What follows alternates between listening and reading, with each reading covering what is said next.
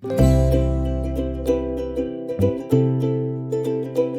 ကောင်းကြရဲ့လားဗျာကျွန်တော်ဒီနေ့ထိုင်စဉ်းစားနေမိတာတခုရှိတယ်လူဘဝမှာအချိန်ဆိုတာကပြန်ဝယ်လို့မရတဲ့တခုလေးတော့အရာပေါ့တကယ်လို့များကျွန်တော်မှာအချိန်ခီးသွားဆက်ရှိလို့အသက်18နှစ်အရွယ်ကိုပြန်သွားခွင့်ရမယ်ဆိုရင်ကျွန်တော်လုံးဝမလုပ်တော့မဲ့အရာတွေနောက်တရနေတဲ့အမှားတွေအများကြီးရှိပါတယ်အခုနားထောင်နေတဲ့သူတွေထဲမှာကျွန်တော်လိုအရွယ်တွေရှိသလိုအသက်18ဝန်းကျင်လူငယ်တွေလည်းပါလိမ့်မယ်ကျွန်တော်ရဲ့ရင်နာစရာသင်ခန်းစာတွေကိုအတူတူနားထောင်ကြည့်ပေးပါဦး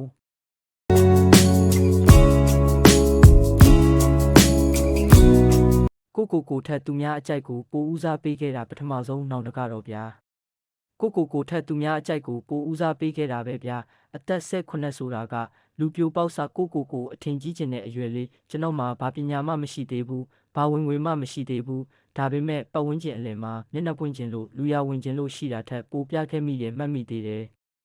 အဲ့ဒီတုန်းကတငယ်ချင်းတွေရှိမှဖုန်းကောင်းစားကင်နိုင်ဖို့အဝတ်စားလမ်းတွေဝတ်နိုင်ဖို့မိဘကိုပူစားခဲ့တာအိမ်ကလည်းချမ်းသာတာမဟုတ်ပါဘူးဒါပေမဲ့ကျွန်တော်ရဲ့မမာနာအတွက်မိဘတွေကချွေးနှင်းစာနဲ့စုထားတဲ့ပတ်စံတွေကိုဖြုံးတီးပစ်ခဲ့တယ်အခုပြန်စဉ်းစားကြည့်ရင်အဲ့ဒီဖုန်းတွေအဝတ်စားတွေကအခုပဲမှလဲ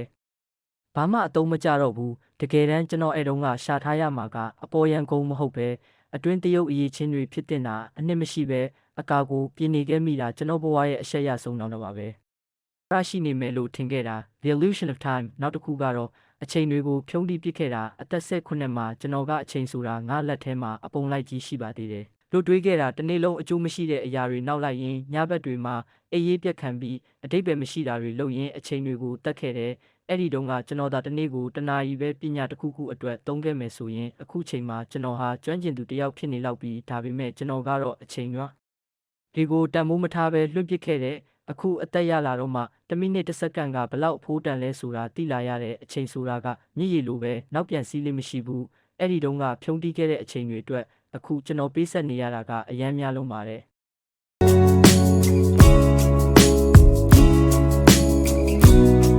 ငွေကြေးနဲ့စီးပွားရေးအမြင်စောစောမသိခဲ့တာ financial ignorance အသက်18မှာကျွန်တော်သိခဲ့တာကပတ်စံရှိရင်သုံးရမယ်ဆိုတာပဲ financial freedom ဆိုတာဘာလဲယင်းနှိမ့်မြုပ်နှံမှုဆိုတာဘာလဲ business concept ဆိုတာဘာလ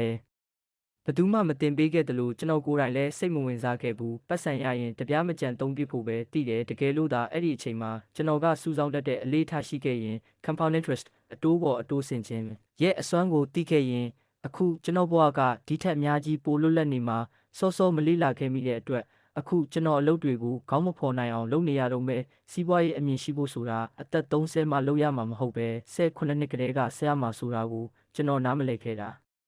တကယ်အမှားကြီးတစ်ခုပါ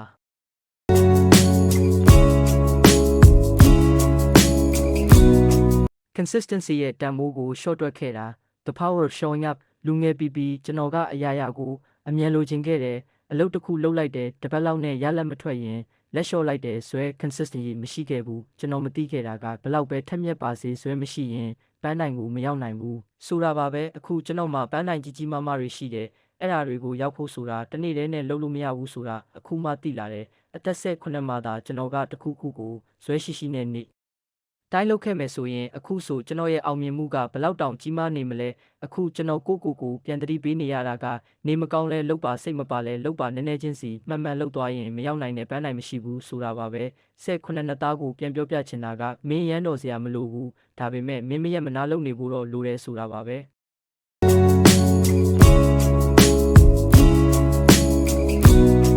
စာအုပ်တွေနဲ့လူတွေကိုလေ့လာဖို့ပြက်ကွက်ခဲ့တာ The Unread Books နောက်ဆုံးတစ်ချက်ကတော့စာမဖတ်ခဲ့တာပါအဲ့ဒီတုန်းကစာဖတ်တာကိုပြင်းစရာကြီးလို့ထင်ခဲ့တာတကယ်တော့စာအုပ်ဆိုတာသူများရဲ့ဘဝတက်တာသင်ခန်းစာတွေကိုနာရီပိုင်းအတွင်းမှာလေ့လာလို့ရတဲ့ဖြတ်လန်းတဲ့လေအထူးသဖြင့်လူတွေရဲ့စိတ်နေစိတ်ထားအကြောင်းရေးထားတဲ့စာအုပ်တွေပေါ့အဲ့ဒီတုန်းကစာမဖတ်ခဲ့တော့လူတွေအကြောင်းမသိဘူးဘသူကကိုယ့်ပေါ်စေတနာထားလဲဘသူကကိုယ့်ကိုအတုံးချနေလဲဆိုတာခွဲခြားမသိခဲ့လို့လူပေါင်းမခဲ့တာတွေလုံသားရေးမှာခံစားခဲ့ရတာတွေအများကြီးပဲစာအုပ်တွေသာများများဖတ်ခဲ့ရင်အဲ့ဒီစိတ်တန်ရာတွေကိုကျွန်တော်ရှောင်လွှဲနိုင်ခဲ့မှာပါလူတွေရဲ့အကိုအကြောင်းစိတ်ပညာအကြောင်းကိုစောစောသိခဲ့ရင်ကျွန်တော်ရဲ့ဆက်ဆံရေးတွေကအခုထက်အများကြီးပိုချုံးမွေ့နေမှာသိချပါတယ်ကျွန်တော်အခုပြောသွားတဲ့အချက်တွေကနောင်နာတွေကြီးပဲဖြစ်နေမလားမသိဘူးဒါပေမဲ့ဒီနောင်နာတွေကနေကျွန်တော်အခုသင်ခန်းစာတွေအများကြီးရနေပါပြီအတိတ်ကိုပြန်သွားလို့မရပေမဲ့ဒီနေ့ဒီချိန်ကစပြီးကျွန်တော်တို့အသစ်ပြန်စားလို့ရပါတယ